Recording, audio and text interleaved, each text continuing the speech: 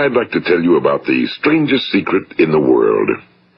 Some years ago, the late Nobel Prize-winning Dr. Albert Schweitzer was being interviewed in London, and a reporter asked him, "Doctor, what's wrong with men today?" And the great doctor was silent a moment, and then he said, "Men simply don't think." It's about this that I want to talk with you. We live today in a golden age. This is an era that man has looked forward to, dreamed of, and worked toward for thousands of years. But since it's here, we pretty well take it for granted. We in America are particularly fortunate to live in the richest land that ever existed on the face of the earth, a land of abundant opportunity for everyone. But do you know what happens? Well, let's take 100 men who start even at the age of 25. Do you have any idea what will happen to those men by the time they're 65? These 100 men who all start even at the age of 25 believe they're going to be successful. If you asked any one of these men if he wanted to be a success, he'd tell you he did. And you'd notice that he was eager toward life, that there was a certain sparkle to his eye, an erectness to his carriage, and life seemed like a pretty interesting adventure to him. But by the time they're 65, 1 will be rich. 4 will be financially independent. 5 will still be working. 54 will be broke. Now think a moment. Out of the 100, only 5 make the grade. Now why do so many fail? What has happened to the sparkle that was there when they were 25? What's become of the dreams, the hopes, the plans? And why is there such a large disparity between what these men intended to do and what they actually accomplished?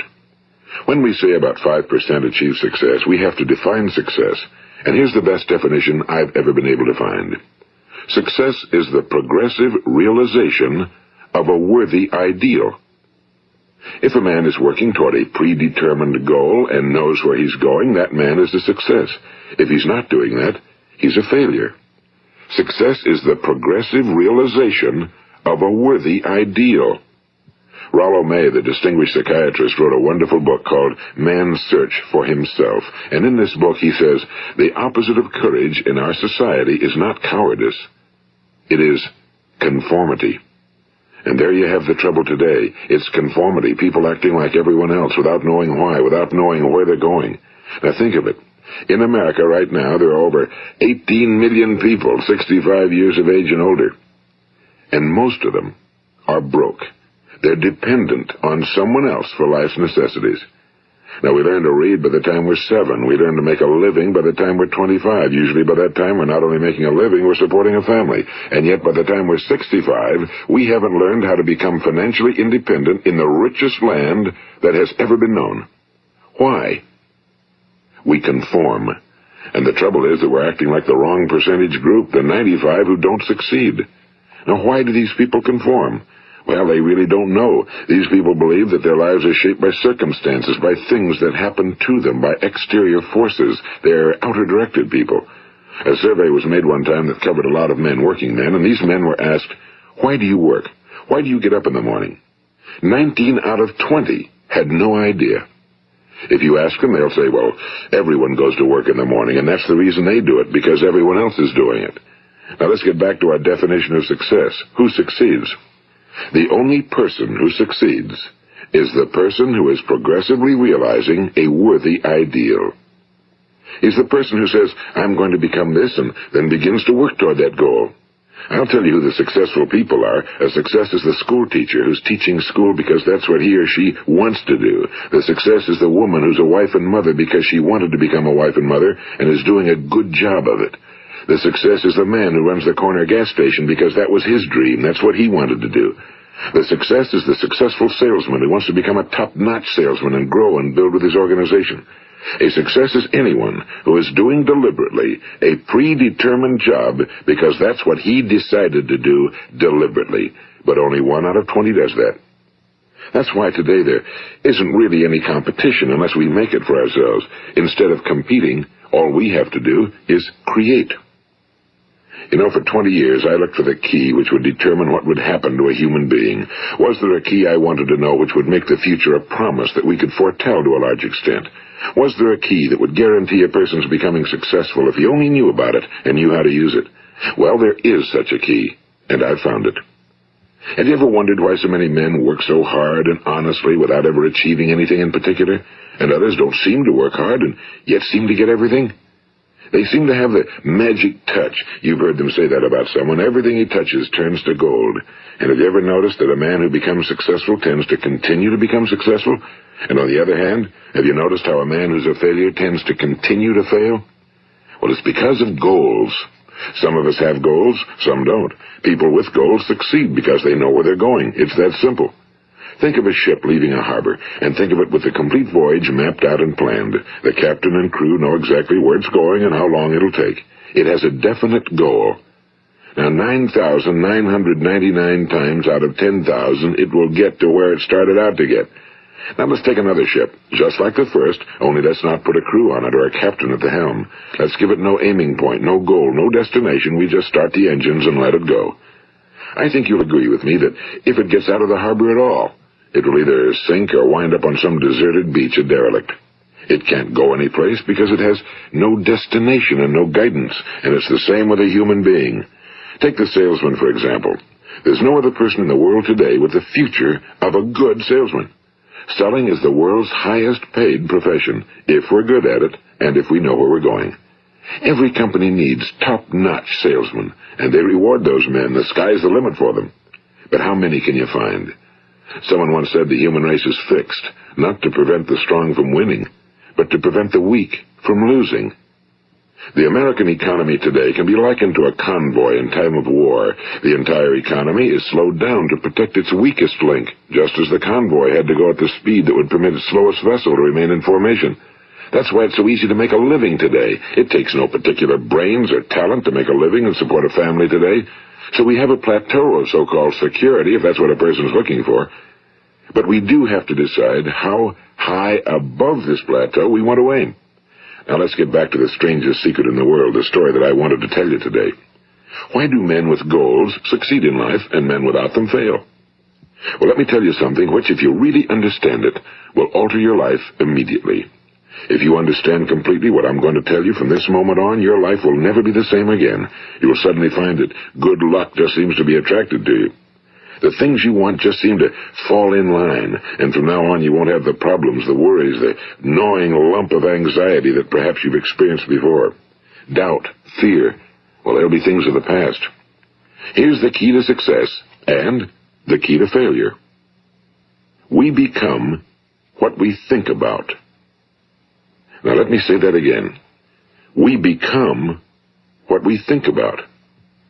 Throughout all history, the great wise men and teachers, philosophers and prophets have disagreed with one another on many different things. It's only on this one point that they are in complete and unanimous agreement. Listen to what Marcus Aurelius, the great Roman emperor, said. A man's life is what his thoughts make of it. Disraeli said this. Everything comes if a man will only wait. I've brought myself by long meditation to the conviction that a human being with a settled purpose must accomplish it, and that nothing can resist a will that will stake even existence for its fulfillment. Ralph Waldo Emerson said this, a man is what he thinks about all day long. William James said, the greatest discovery of my generation is that human beings can alter their lives by altering their attitudes of mind. And he also said, we need only in cold blood act as if the thing in question were real, and it will become infallibly real by growing into such a connection with our life that it will become real. It will become so knit with habit and emotion that our interest in it will be those which characterize belief. And he also said, if you only care enough for a result, you will almost certainly attain it. If you wish to be rich, you will be rich. If you wish to be learned, you will be learned. If you wish to be good, you will be good. Only you must then really wish these things and wish them exclusively, and not wish at the same time 100 other incompatible things just as strongly. In the Bible you read in Mark 9:23, if thou canst believe, all things are possible to him that believeth. My old friend Dr. Norman Vincent Peale put it this way, this is one of the greatest laws in the universe. Fervently do I wish I had discovered it as a very young man. It dawned upon me much later in life, and I found it to be one of the greatest, if not my greatest discovery outside of my relationship to God. The great law, briefly and simply stated, is that if you think in negative terms, you will get negative results. If you think in positive terms, you will achieve positive results. That is the simple fact, he went on to say, which is at the basis of an astonishing law of prosperity and success. In 3 words, believe and succeed. William Shakespeare put it this way: our doubts are traitors and make us lose the good we oft might win by fearing to attempt. George Bernard Shaw said, people are always blaming their circumstances for what they are. I don't believe in circumstances. The people who get on in this world are the people who get up and look for the circumstances they want, and if they can't find them, make them. Well, it's pretty apparent, isn't it? And every person who discovered this for a while believed that he was the first one to work it out. We become what we think about. Now, it stands to reason that a person who's thinking about a concrete and worthwhile goal is going to reach it, because that's what he's thinking about, and we become what we think about. Conversely, the man who has no goal, who doesn't know where he's going, and whose thoughts must therefore be thoughts of confusion and anxiety and fear and worry, becomes what he thinks about. His life becomes one of frustration and fear and anxiety and worry. And if he thinks about nothing, he becomes nothing. Now, how does it work? Why do we become what we think about? Well, I'll tell you how it works as far as we know. Now, to do this, I want to tell you about a situation that parallels the human mind. Suppose a farmer has some land, and it's good fertile land. Now, the land gives the farmer a choice. He may plant in that land whatever he chooses. The land doesn't care. It's up to the farmer to make the decision. Now, remember, we're comparing the human mind with the land because the mind, like the land, doesn't care what you plant in it. It will return what you plant, but it doesn't care what you plant. Now let's say that the farmer has 2 seeds in his hand. One is a seed of corn, the other is nightshade, a deadly poison. He digs 2 little holes in the earth and he plants both seeds, one corn, the other nightshade. He covers up the holes, waters, and takes care of the land, and what will happen? Invariably the land will return what's planted. As it's written in the Bible, as ye sow, so shall ye reap. Now remember, the land doesn't care. It'll return poison in just as wonderful abundance as it will corn. So up come the 2 plants, one corn, one poison. Now, the human mind is far more fertile, far more incredible and mysterious than the land, but it works the same way. It doesn't care what we plant. Success, failure. A concrete, worthwhile goal, or confusion. Misunderstanding, fear, anxiety, and so on. But what we plant, it must return to us. You see, the human mind is the last great unexplored continent on Earth. It contains riches beyond our wildest dreams. It will return anything we want to plant. Now, you might say, well, if that's true, why don't people use their minds more? Well, I think they figured out an answer to that one, too. Our mind comes as standard equipment at birth. It's free, and things that are given to us for nothing we place little value on. Things that we pay money for, we value. The paradox is that exactly the reverse is true. Everything that's really worthwhile in life came to us free. Our minds, our souls, our bodies, our hopes, our dreams, our ambitions, our intelligence, our love of family and children and friends and country, all these priceless possessions are free. But the things that cost us money are actually very cheap and can be replaced at any time. A good man can be completely wiped out and make another fortune. He can do that several times. Even if our home burns down, we can rebuild it. But the things we got for nothing, we can never replace. The human mind isn't used because we take it for granted. Familiarity breeds contempt. It can do any kind of job we assign to it, but generally speaking, we use it for little jobs instead of big, important ones. Universities have proved that most of us are operating on about 10% or less of our abilities. So decide now, what is it you want? Plant your goal in your mind. It's the most important decision you'll ever make in your entire life. What is it you want? Do you want to be an outstanding salesman? A better worker at your particular job? Do you want to go places in your company? In your community? Do you want to get rich? All you've got to do is plant that seed in your mind, care for it, work steadily toward your goal, and it will become a reality. It not only will, there's no way that it cannot. You see, that's a law, like the laws of Sir Isaac Newton, the laws of gravity. If you get on top of a building and jump off, you'll always go down. You'll never go up, and it's the same with all the other laws of nature. They always work. They're inflexible.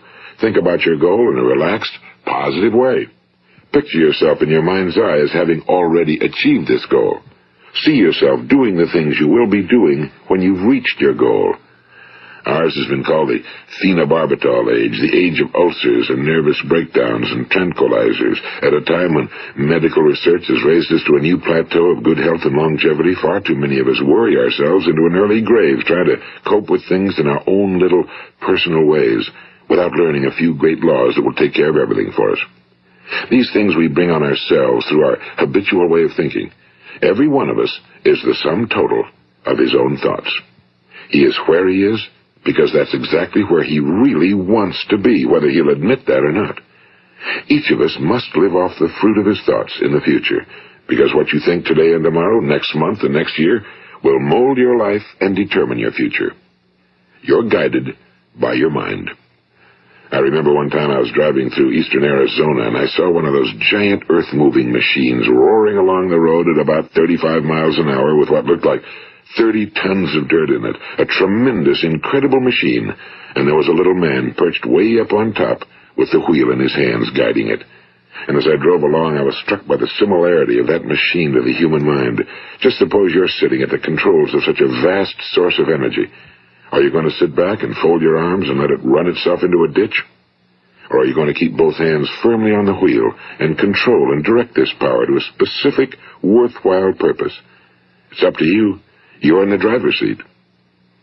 You see, the very law that gives us success is a two-edged sword. We must control our thinking. The same rule that can lead a man to a life of success, wealth, happiness, and all the things he ever dreamed of for himself and his family. That very same law can lead him into the gutter. It's all in how he uses it, for good or for bad. This is the strangest secret in the world.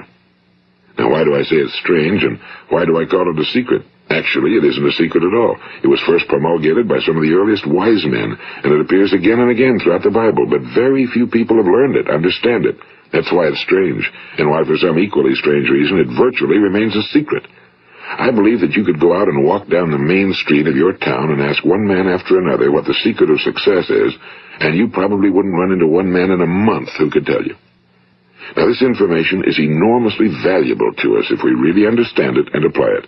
It's valuable to us not only for our own lives, but the lives of those around us, our families, employees, associates, and friends. Life should be an exciting adventure. It should never be a bore. A man should live fully, be alive. He should be glad to get out of bed in the morning. He should be doing a job he likes to do because he does it well. One time I heard Grove Patterson, the great late editor-in-chief of the Toledo Daily Blade, make a speech, and as he concluded his speech, he said something I've never forgotten. He said, "My years in the newspaper business have convinced me of several things. Among them, that people are basically good, and that we came from someplace, and we're going someplace. So we should make our time here an exciting adventure. The architect of the universe didn't build a stairway leading nowhere." And the greatest teacher of all, the carpenter from the plains of Galilee, gave us the secret time and time again. As ye believe, so shall it be done unto you. I've explained the strangest secret in the world and how it works. Now, on this side, I want to explain how you can prove to yourself the enormous returns possible in your own life by putting this secret to a practical test. I want you to make a test that will last 30 days. It isn't going to be easy, but if you'll give it a good try, it will completely change your life for the better. Now, back in the 17th century, Sir Isaac Newton, the English mathematician and natural philosopher, gave us some natural laws of physics which apply as much to human beings as they do to the movement of bodies in the universe. And one of these laws is that for every action, there is an equal and opposite reaction. Simply stated, as it applies to you and me, it means we can achieve nothing without paying the price. The results of your 30-day experiment will be in direct proportion to the effort you put forth. To be a doctor, you must pay the price of long years of difficult study. To be successful in selling, and remember that each of us succeeds to the extent of his ability to sell. Selling our families on our ideas, selling education in schools, selling our children on the advantages of living the good and honest life, selling our associates and employees on the importance of being exceptional people. To, of course, the profession of selling itself. But to be successful in selling our way to the good life, we must be willing to pay the price. Now, what is that price? Well, it's many things. First, it's understanding emotionally, as well as intellectually, that we literally become what we think about, that we must control our thoughts if we're to control our lives. It's understanding fully that as ye sow, so shall ye reap. Second, it's cutting away all fetters from the mind and permitting it to soar as it was divinely designed to do. It's the realization that your limitations are self-imposed and that the opportunities for you today are enormous beyond belief. It's rising above narrow-minded pettiness and prejudice. And third, it's using all your courage to force yourself to think positively on your own problem, to set a definite and clearly defined goal for yourself, to let your marvelous mind think about your goal from all possible angles, to let your imagination speculate freely upon many different possible solutions, to refuse to believe that there are any circumstances sufficiently strong to defeat you in the accomplishment of your purpose, to act promptly and decisively when your course is clear, and to keep constantly aware of the fact that you are, at this moment, standing in the middle of your own acres of diamonds, as Russell Conwell used to point out. And fourth, save at least 10% of every dollar you earn. It's also remembering that no matter what your present job, it has enormous possibilities, if you're willing to pay the price. Now let's just go over the important points in the price each of us must pay to achieve the wonderful life that can be ours. It is, of course, worth any price. 1. You will become what you think about. 2. Remember the word imagination and let your mind begin to soar. 3. Courage. Concentrate on your goal every day. 4. Save 10% of what you earn. And 5. Action. Ideas are worthless unless we act on them. Now, I'll try to outline the 30-day test I want you to make. Keep in mind that you have nothing to lose by making this test and everything you could possibly want to gain. There are 2 things that may be said of everyone. Each of us wants something, and each of us is afraid of something. I want you to write on a card what it is you want more than anything else. It may be more money. Perhaps you'd like to double your income or make a specific amount of money. It may be a beautiful home. It may be success at your job. It may be a particular position in life. It could be a more harmonious family. Each of us wants something. Now write down on your card specifically what it is you want. Make sure it's a single goal and clearly defined. You needn't show it to anyone, but carry it with you so that you can look at it several times a day. Think about it in a cheerful, relaxed, positive way each morning when you get up, and immediately you have something to work for, something to get out of bed for, something to live for. Look at it every chance you get during the day and just before going to bed at night. And as you look at it, remember that you must become what you think about, and since you're thinking about your goal, you realize that soon it will be yours. In fact, it's yours really the moment you write it down and begin to think about it. Look at the abundance all around you as you go about your daily business. You have as much right to this abundance as any other living creature. It's yours for the asking. Now we come to the difficult part. Difficult because it means the formation of what is probably a brand new habit, and new habits are not easily formed. Once formed, however, it will follow you for the rest of your life. Stop thinking about what it is you fear. Each time a fearful or negative thought comes into your consciousness, replace it with a mental picture of your positive and worthwhile goal. And there will come times when you'll feel like giving up. It's easier for a human being to think negatively than positively. That's why only 5% are successful. You must begin now to place yourself in that group. For 30 days, you must take control of your mind. It will think about only what you permit it to think about. Each day for this 30-day test, do more than you have to do. In addition to maintaining a cheerful, positive outlook, give of yourself more than you've ever done before. Do this knowing that your returns in life must be in direct proportion to what you give. The moment you decide on a goal to work toward, you're immediately a successful person. You are then in that rare and successful category of people who know where they're going. Out of every 100 people, you belong to the top 5. Don't concern yourself too much with how you're going to achieve your goal. Leave that completely to a power greater than yourself. All you have to do is know where you're going. The answers will come to you of their own accord and at the right time.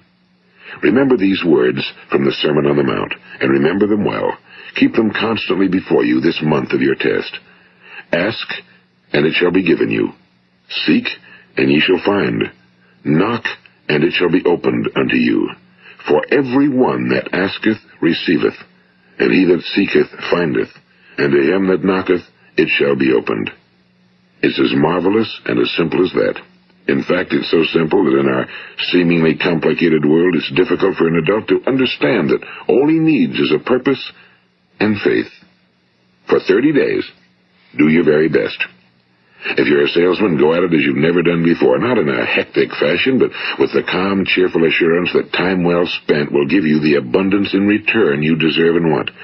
If you're a homemaker, devote your 30-day test to completely giving of yourself without thinking about receiving anything in return, and you'll be amazed at the difference it makes in your life. No matter what your job, do it as you've never done it before for 30 days. And if you've kept your goal before you every day, you'll wonder and marvel at this new life you've found. Dorothea Brand, the outstanding editor and writer, discovered it for herself and tells about it in her fine book, Wake Up and Live. Her entire philosophy is reduced to the words, act as though it were impossible to fail. She made her own test with sincerity and faith, and her entire life was changed to one of overwhelming success. Now, you make your test for 30 full days. Don't start your test until you've made up your mind to stick with it. You see, by being persistent, you're demonstrating faith. Persistence is simply another word for faith. If you didn't have faith, you'd never persist. If you should fail during your first 30 days, by that I mean suddenly find yourself overwhelmed by negative thoughts, you've got to start over again from that point and go 30 more days. Gradually, your new habit will form until you find yourself one of that wonderful minority to whom virtually nothing is impossible. And don't forget the card. It's vitally important as you begin this new way of living. On one side of the card, write your goal, whatever it may be. On the other side, write the words we've quoted from the Sermon on the Mount. Ask, and it shall be given you. Seek, and ye shall find. Knock, and it shall be opened unto you. Nothing great was ever accomplished without inspiration. See that during these crucial first 30 days, your own inspiration is kept at a peak. And above all, don't worry. Worry brings fear, and fear is crippling. The only thing that can cause you to worry during your test is trying to do it all yourself. Know that all you have to do is hold your goal before you. Everything else will take care of itself. Remember also to keep calm and cheerful. Don't let petty things annoy you and get you off course.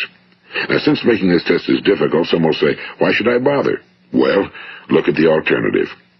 No one wants to be a failure. No one really wants to be a mediocre individual. No one wants a life constantly filled with worry and fear and frustration. Therefore, remember that you must reap that which you sow. If you sow negative thoughts, your life will be filled with negative things.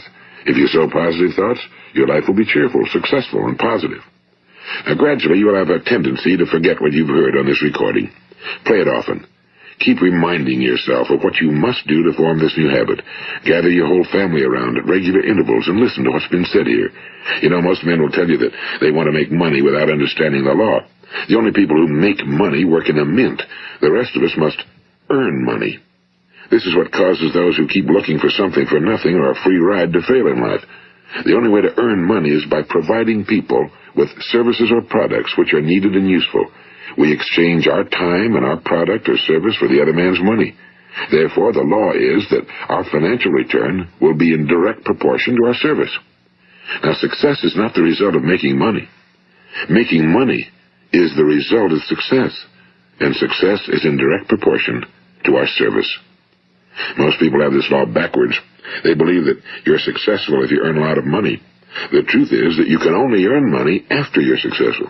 It's like the story of the man who sat in front of the stove and said to it, give me heat, and then I'll add the wood. How many men and women do you know, or do you suppose there are today, who take the same attitude toward life? There are millions. We've got to put the fuel in before we can expect heat. Likewise, we've got to be of service first before we can expect money. Don't concern yourself with the money. Be of service. Build, work, dream, create. Do this and you'll find there's no limit to the prosperity and abundance that will come to you. Prosperity, you know, is founded upon a law of mutual exchange. Any person who contributes to prosperity must prosper in turn himself. Sometimes the return will not come from those you serve, but it must come to you from someplace, because that's the law.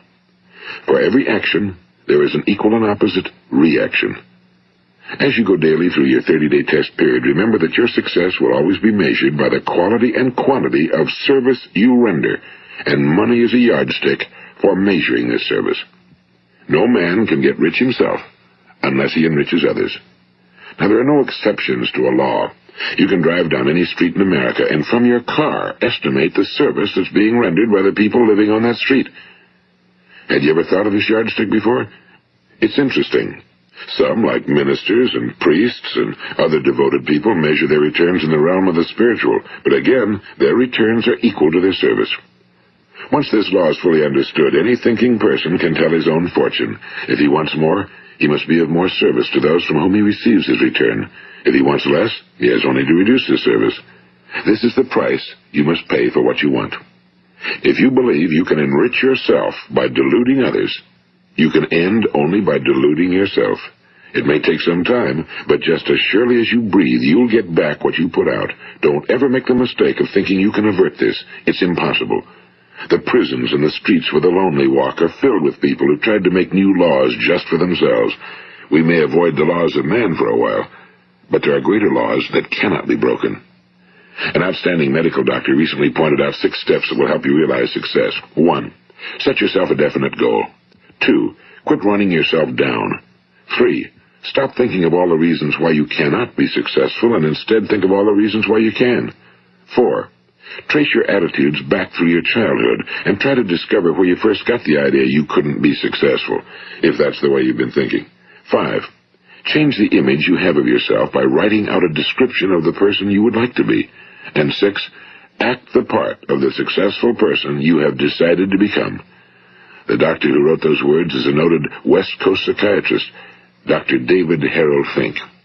Do what the experts since the dawn of recorded history have told you you must do. Pay the price by becoming the person you want to become. It's not nearly as difficult as living unsuccessfully. Make your 30-day test, then repeat it again, and each time it will become more a part of you until you'll wonder how you could ever have lived any other way. Live this new way and the floodgates of abundance will open and pour over you more riches than you may have dreamed existed. Money? Yes, lots of it. But what's more important, you'll have peace. You'll be in that wonderful minority who lead calm, cheerful, successful lives. Start today. You have nothing to lose, but you have a whole life to win. This is Earl Nightingale, and thank you.